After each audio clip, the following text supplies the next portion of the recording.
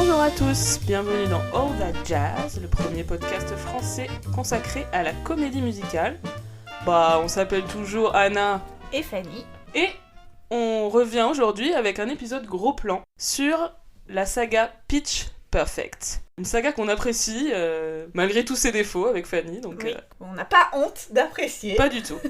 Il s'agit d'une trilogie, d'une saga de 3 films, donc Pitch Perfect, qui était sorti sous le titre The It Girls en France, donc un film réalisé par Jason Moore en 2012, puis Pitch Perfect 2, qui est sorti d'ailleurs en France sous ce titre-là, ils ont repris le titre original, un film d'Elizabeth Banks de 2015, et enfin Pitch Perfect 3, un film de Trish Si, qui est un film de 2017. Et les 3 films ont été écrits par la même scénariste qui s'appelle Kay Cannon. Et à l'origine, il s'agit d'un livre, c'est donc une libre adaptation du roman intitulé Pitch Perfect, The Quest for Collegiate A Cappella Glory, un roman de Mickey Rapkin.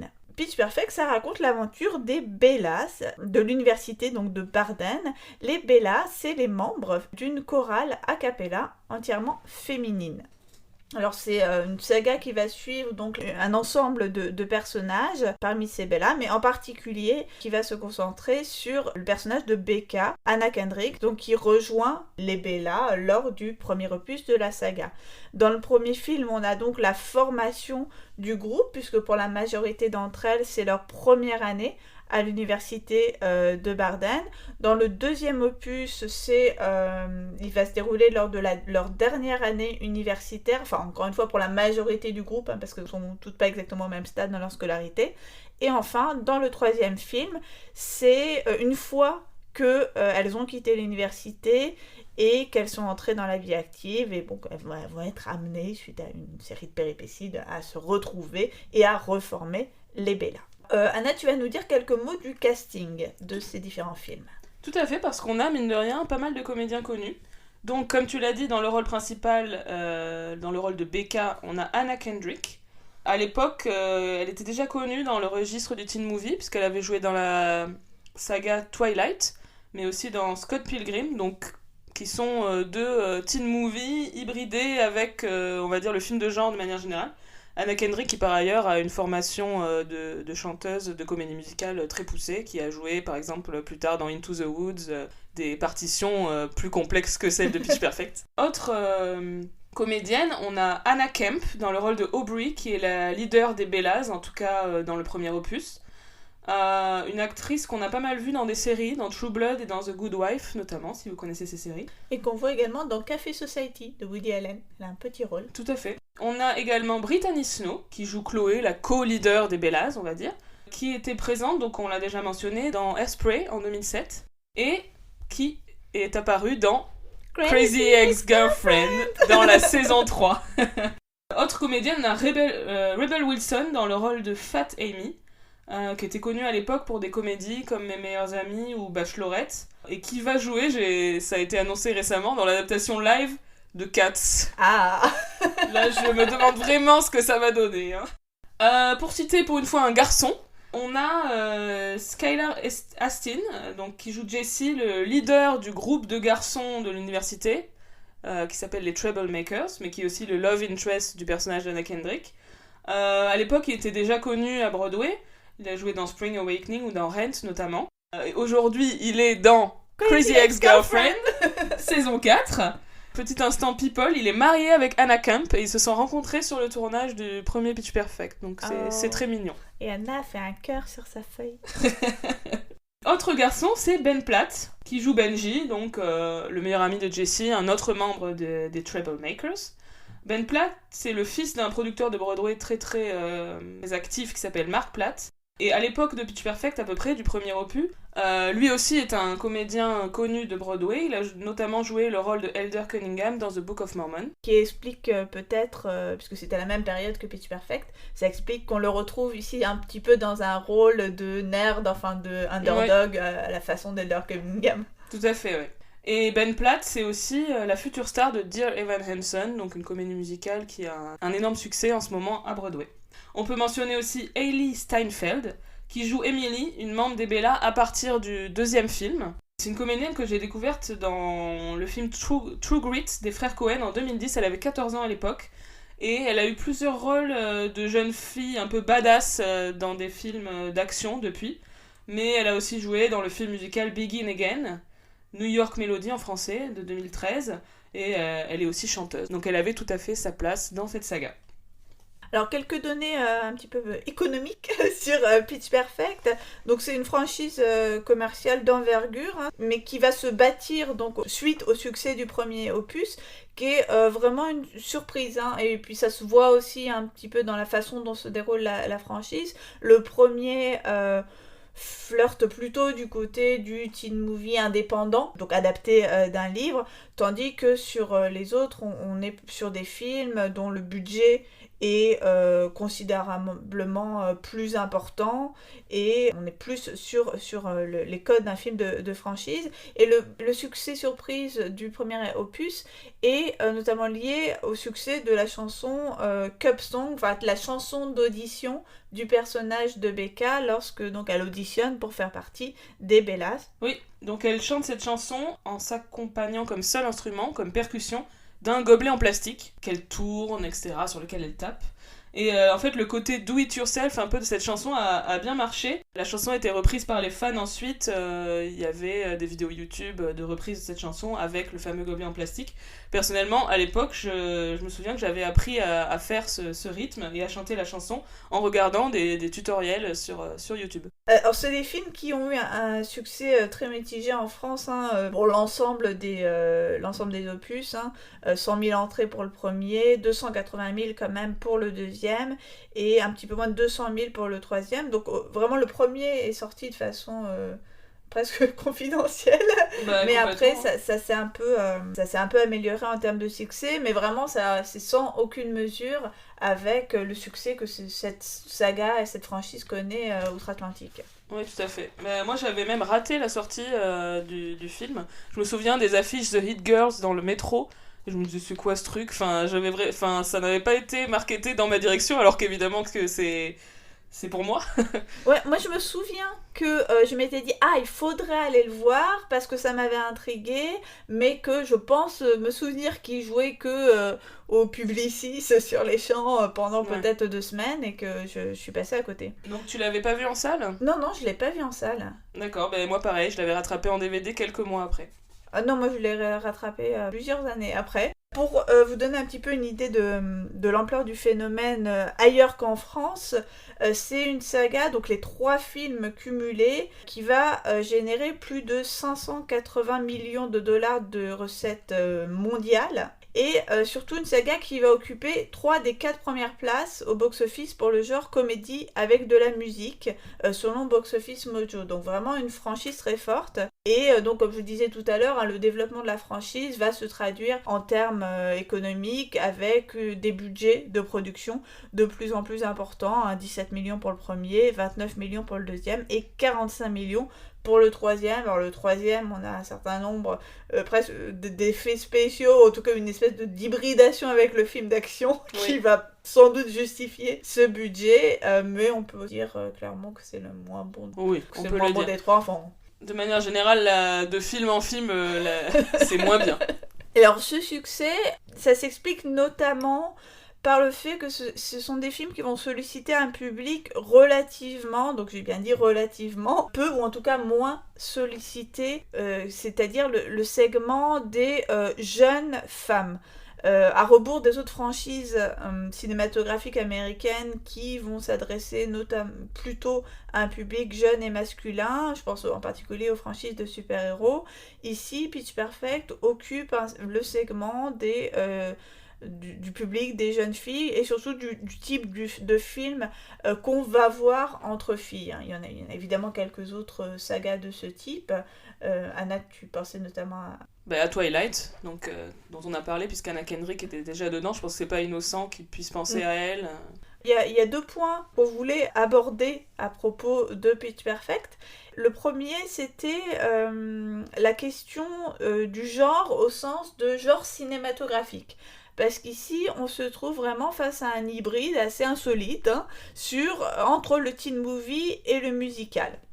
On retrouve clairement les lieux, les figures imposées du teen movie, à savoir donc le campus universitaire, hein, surtout dans le premier film. Hein, tout va se dérouler sur le campus, qui va être donc une sorte de théâtre d'interaction entre jeunes étudiants, vraiment à l'écart du monde des adultes. On a le système des castes avec les différentes cliques bien identifiables, les étudiants populaires, les nerds, les sportifs, des personnages très stéréotypés comme la chippie, la rebelle ou le binoclard, et bien sûr plus généralement les questionnements liés à la sexualité et aux différents rites de passage à l'âge adulte. Ouais. D'ailleurs, dans le premier film, il est fait explicitement référence à The Breakfast Club, qui est un teen movie absolument culte, et surtout aux États-Unis, des années 80, dont le personnage masculin, donc Jesse, est fan. Il y a aussi également dans ce premier film une vraie intrigue de comédie romantique, en fait, c'est aussi en partie une comédie romantique, entre Becca et Jesse, donc. Le personnage de Jesse dans ce premier opus est très mis en avant. Dans les deux autres, même s'il y a des histoires d'amour, ça va être beaucoup moins central et ça va être vraiment encore plus prédominant que ce sont les relations entre filles qui comptent. Et je trouvais également que ça empruntait certains codes aux films de sport. Puisque on a des entraînements, y compris des entraînements physiques, il y a des scènes où elles font des tractions, du jogging, etc. Des compétitions évidemment. Des blessures. Dans le premier opus, on a les nodules aux cordes vocales de Chloé qui vont handicaper le groupe, etc. Et on a aussi la présence de 2 personnages de commentateurs qui reviennent dans les 3 opus, qui commentent les différentes compétitions auxquelles les Bellas participent. Un peu comme à la manière de match. Même il y a des moments où ils disent...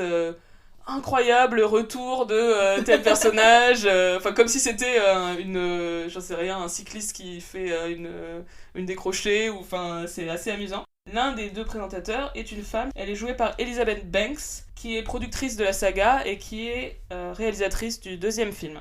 Les 2 commentateurs participent particulièrement de l'aspect ironique et de l'autodérision qui est très présente dans ces films, puisque parfois ils moquent presque les codes du film eux-mêmes, donc ce qui désamorce un petit peu le code. Tout un jeu un petit peu comme ça sur les codes du genre. Et donc l'autre genre cinématographique auquel emprunte Pitch Perfect, c'est bien évidemment la comédie musicale. Hein. C'est pour ça qu'on vous en parle aujourd'hui, hein, quand même, puisque les films vont être ponctués de longs segments chantés et dansés qui font avancer l'action et caractérisent les relations entre les personnages. Donc ici, bien sûr, on est dans du backstage au sens où ce qu'on va voir, ça va être soit les répétitions, soit les représentations des Bellas et des autres groupes auxquels elles vont être confrontées, notamment le groupe des Troublemakers, qui est le groupe, la chorale masculine en fait, de la même université. Oui, et d'ailleurs, à partir du 2e film, on a le personnage de Becca, donc le personnage principal, qui va travailler dans l'industrie musicale, donc on voit aussi un peu les dessous de l'industrie du disque, donc ça fait aussi partie du backstage. L'enregistrement, Donc ici, on est dans un répertoire de pop anglophone plus ou moins récente. Toujours des tubes, hein, c'est toujours des chansons très connues qui sont mises en avant. Et notamment de nombreuses chansons interprétées par des femmes. D'ailleurs, c'est la philosophie initiale des Bellas de chanter que des chansons qui ont été rendues célèbres par des femmes. On pense à Beyoncé, Christina Aguilera, Kesha, Miley Cyrus, Britney Spears. Autre chose intéressante, c'est que la notion de battle revient à plusieurs reprises. On a en fait des affrontements chantés entre des bandes rivales. Et en fait, c'est l'équivalent chanté de Step Up. On est même dans des décors, le même type de décors en fait, qui font penser à Step Up. Donc, soit des grands espaces en extérieur, soit des sous-sols, des hangars, enfin voilà. Un peu le même esprit que Step Up à ce niveau-là. Et là aussi, il y a sans doute un côté un peu ironique de mettre en scène l'activité du chant a cappella qui est un petit peu... lame. Ouais, moqué en tout cas au début par certains aspects, mais de la mettre en scène comme agent de confrontation, à la manière de gang, quoi. Ouais, tout à fait. Ouais. Trichy, qui est la réalisatrice du dernier opus, a sans doute été recrutée parce qu'elle a été également réalisatrice d'un des Step Up, hein, pas le meilleur, le 5e. Donc en 2014, elle a fait le Step Up 5 et là, elle réalisait le dernier film de la série Pitch Perfect. Cette hybridation, évidemment, entre le teen et le musical, ça nous fait tout de suite penser à Glee, qui a été diffusé de 2009 à 2015. Donc, bien évidemment, lorsque sort le premier Pitch Perfect en 2012, la comparaison avec Glee est immanquable, hein, pour les spectateurs comme pour la critique. Oui, c'est parfaitement logique, hein. On est dans un esprit teen, on a des compétitions entre des groupes de chant, on a des reprises de tubes pop, on a aussi l'idée que ça va être des personnages un peu marginaux qui vont trouver une famille au sein de ce groupe. Et pour aller un peu dans les détails, dans le premier film Pitch Perfect, on a la scène de découverte du talent de chanteuse de Becca qui se passe dans les douches de l'université, donc exactement comme le personnage de Finn dans le pilote de Glee était découvert parce qu'il chantait sous la douche en fait. Donc forcément, c'est une inspiration à mon avis, puisque le film a été produit au moment où Glee était au top de sa forme, quoi, en termes de qualité et d'audience. Et alors, l'autre aspect qu'on souhaitait aborder sur Pitch Perfect, c'était encore une question de genre, mais cette fois au sens de gender, c'est-à-dire les rôles sociaux de sexe. Est-ce que Pitch Perfect, ce serait un film féministe ? Vaste question. Vaste question, effectivement. Alors, la première chose qu'on peut accorder au film, et à la saga plus généralement, c'est une saga qui va mettre les filles au centre, puisqu'on est naturellement face à une distribution quasi exclusivement féminine. On a déjà parlé des interprètes, mais aussi parce que c'est des films qui vont traiter de façon approfondie les thèmes de la sororité, c'est-à-dire des relations entre femmes, et du passage à l'âge adulte pour une jeune femme. On peut à ce titre classer Pitch Perfect dans la catégorie des chick flicks, donc on peut définir comme ces films commerciaux qui cherchent à attirer un public féminin et parmi lesquels certains vont mettre en avant les relations d'amitié féminines plutôt que la romance. C'est ce qu'on disait tout à l'heure, de privilégier les relations amicales entre filles plutôt que les relations romantiques. Bah oui, notamment 2 films dans lesquels étaient présentes Rebel Wilson, que sont donc Mes meilleures amies, Bridesmaid en 2011 et Bachelorette en 2012. Bridesmaid c'est très bien et Bachelorette c'est un peu moins bien, mais en tout cas c'est assez proche sur les thématiques. Ouais. Et plus spécifiquement, peut-être dans cette sous-catégorie des chick flicks, on peut dire que Pitch Perfect va s'inscrire dans une tendance qui a été observée par Marie-Céleste Kearney, une universitaire, qui est cette tendance d'un changement radical en fait de la représentation de l'adolescence dans le cinéma américain depuis les années 90, avec des films comme Clueless en 95 et Mean Girls en 2004, qui sont 2 films donc, qui vraiment vont rompre avec la thématique traditionnelle de l'éveil hétérosexuel, hein, qui était plutôt la thématique de ces films d'ados pour les filles, pour justement, au contraire, explorer l'expérience homosociale, donc l'expérience de relations d'amitié entre filles. L'autre élément qui va caractériser Pitch Perfect, c'est de ressortir à un certain type de comique, qui est le comique qu'on dit gross out. Donc j'ai toujours un peu de mal à traduire en fait, mais... Le comique dégueu. Ouais, c'est ça.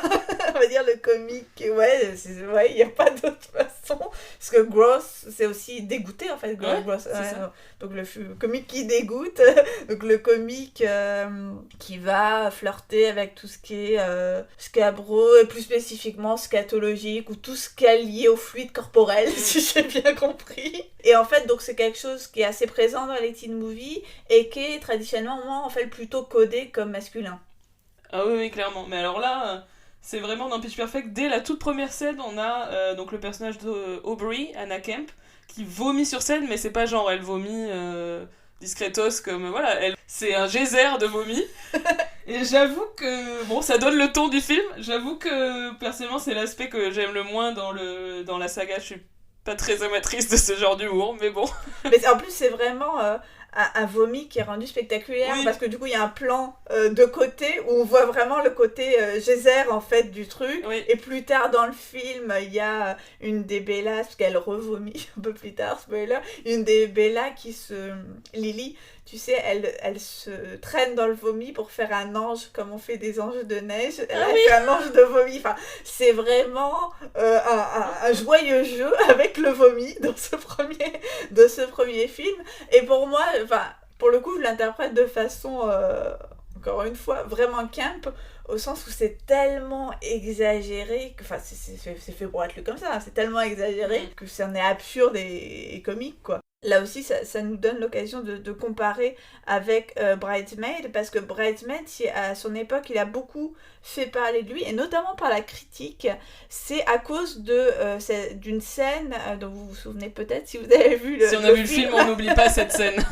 La scène donc hyper graphique où lors de l'essayage de la robe de mariée, toutes les demoiselles d'honneur sont prises d'une diarrhée. Diarrhée, c'est une intoxication alimentaire.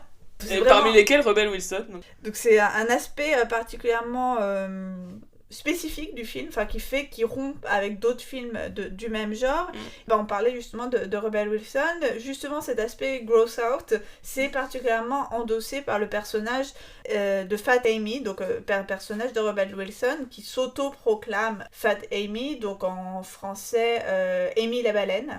Et en fait, elle explique dès le début que c'est pour éviter que des Bella plus minces ou des filles minces la surnomment comme ça, qu'elle se surnomme elle-même. C'est quelque chose qui revient souvent dans le discours militant autour de la grossophobie, c'est le fait de décider qu'on utilise le mot fat pour se décrire nous-mêmes, enfin sans la connotation négative qui peut lui être associée par les gens qui te traitent de grosse, quoi, en gros. Donc cette question de utiliser un terme jugé insultant contre une catégorie de personnes pour en faire une revendication identitaire ou une fierté, ou voilà. C'est ce qu'on appelle donc souvent la notion de retournement du stigmate, en fait. Qui est aussi le cas pour le terme de queer, qui à la base était une insulte et qui a été repris par la communauté comme quelque chose de revendiqué.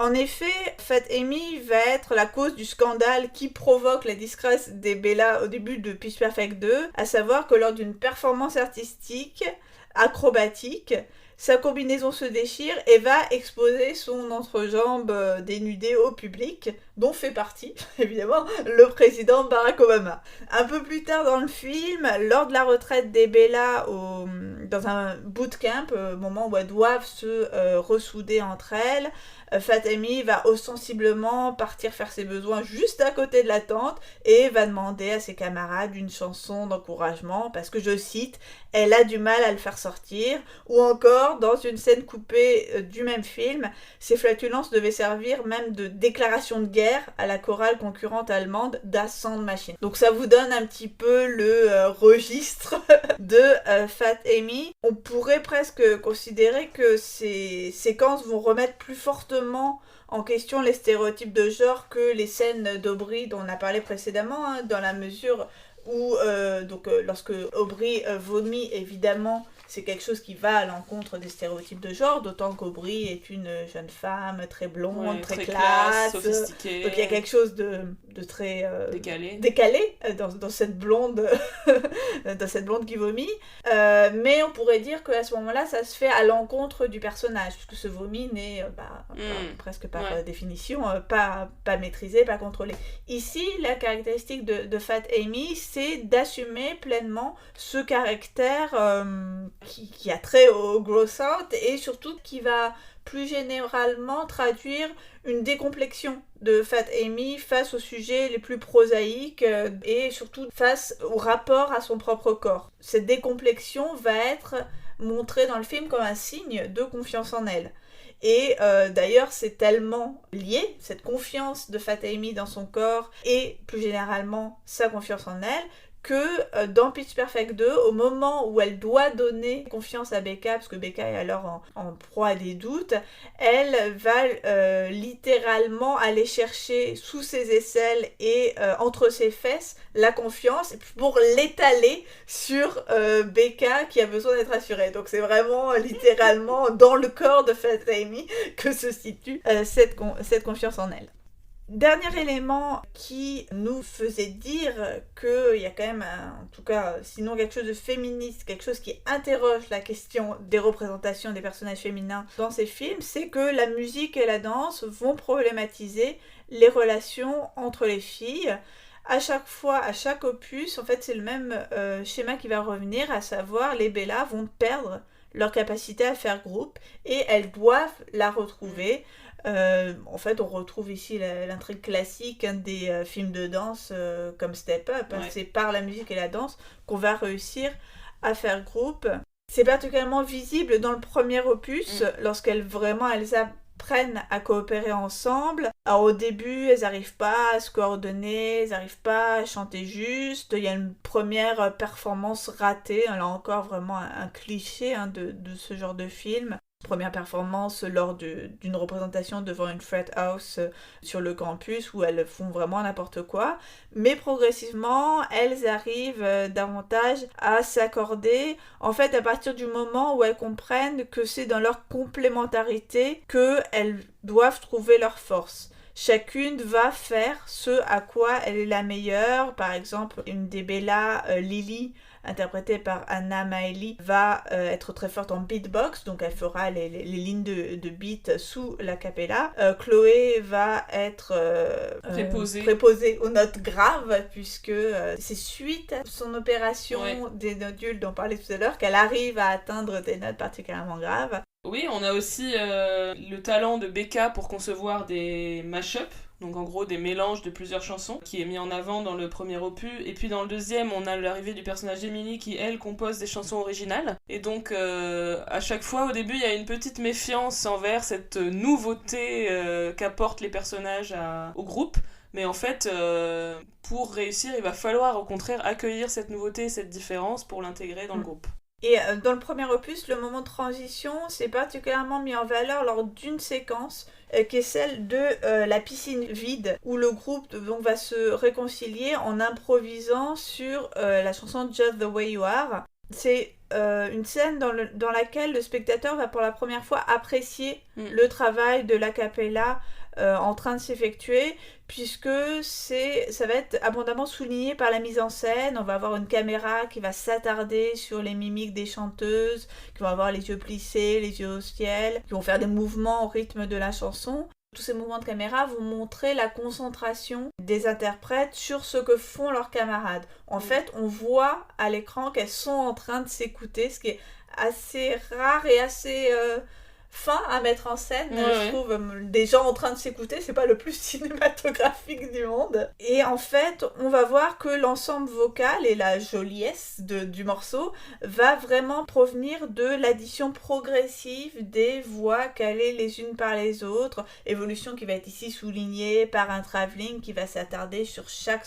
chanteuse et surtout par un changement progressif d'échelle de plan, puisqu'on est au début sur du plan épaule, enfin du plan rapproché, donc du plan individuel, et ensuite sur des plans d'ensemble. Donc vraiment, on a lors de cette séquence la décomposition du travail de l'a cappella et de comment l'addition de chacune va former un tout cohérent et musicalement agréable. Donc là, vraiment, littéralement, on retranscrit en musique la relation de complémentarité et d'amitié entre ces jeunes filles.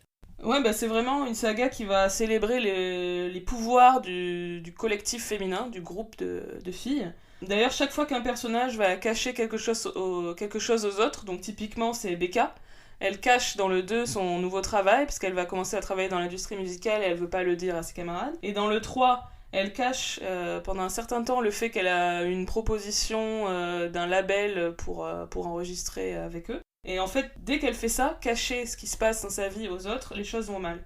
Et du coup, voilà, c'est une espèce de célébration et de mise en avant de la sincérité et de la solidarité féminine. Et elles vont se soutenir en fait dans leur projet individuel à la fin du 3, alors que Becca avait peur que les autres lui en veuillent, qu'elle réussisse dans la musique alors que les autres moins.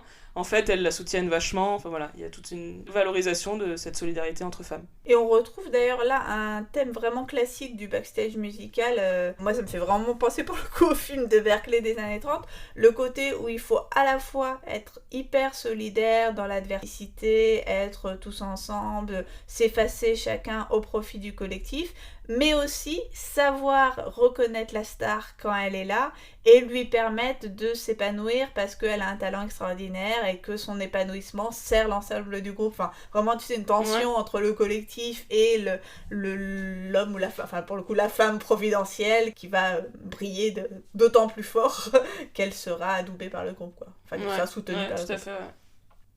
Alors, la prise en compte de la complémentarité entre les Bella, donc ce qui va faire leur force, c'est indissociable en fait de la promotion de leurs différences. Si au début elles n'y arrivaient pas, en fait, si le spectacle initial ne fonctionnait pas, c'est parce que Aubrey, donc qui était dans le premier opus la chef des Bella, elle avait longtemps cherché à recréer le modèle qui avait fait le succès du groupe les années précédentes, à savoir un modèle fondé sur l'uniformité et la synchronisation avec la chanson I Saw a Sign. The Sign. Qu'elle répète en fait de façon lancinante et enfin voilà, elles font tout le temps la même chanson. Et en fait sur ce morceau on a aperçu au tout début du premier opus de cette performance, on voit qu'elles font pas grand chose sinon bouger en rythme. Elles se ressemblent toutes, elles sont habillées pareil, elles sont toutes blanches, elles sont majoritairement blondes et elles sont toutes minces. Elles m'ont vraiment fait penser aux girls typiques de Busby Berkeley, à savoir des femmes uniformes.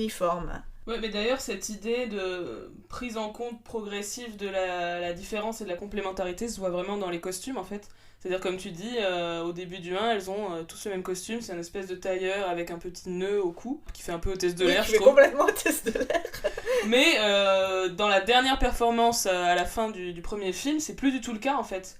C'est la performance qui leur permet de gagner, c'est celle où elles ont tout leur style vestimentaire bien distinct et elles sont toutes différentes les unes des autres, quoi.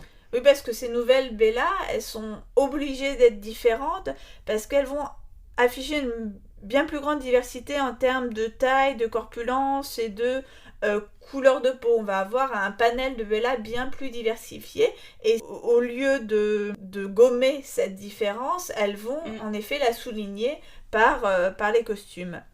La diversité de ces nouvelles Bella se mesure par exemple au fait qu'on y compte donc non seulement Rebel Wilson, le personnage de Fat Amy qu'on a donc déjà mentionné, on compte également donc une lesbienne butch afro-américaine, Cynthia Rose, une sorte de gosse Lolita asiatique aux propos plus qu'inquiétants. On peut le dire.